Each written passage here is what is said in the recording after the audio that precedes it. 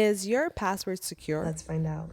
Have I been pwned or pawned? There's a debate on how it's pronounced, but we'll go here and type in our email address. So I'll make up an email address. I'm sorry if it's yours.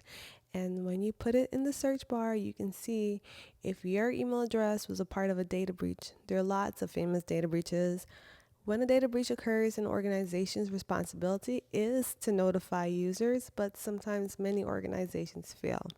So this email address that I typed in, you can see all of the data breaches that it was a part of. This means that if this email was used on these websites, the passwords were compromised. Therefore, it's accessible to the internet, the dark web, and it should be changed.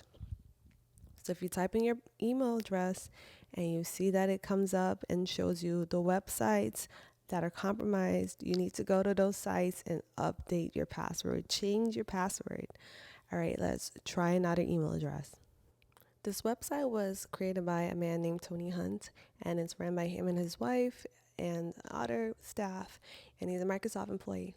So I used John Smith, and as you can see, his email address was a part of 272 breaches. The first step to take is to go to these sites and create a strong, secure password. If MFA is an option, enable MFA, and if you want more tips, just let me know below.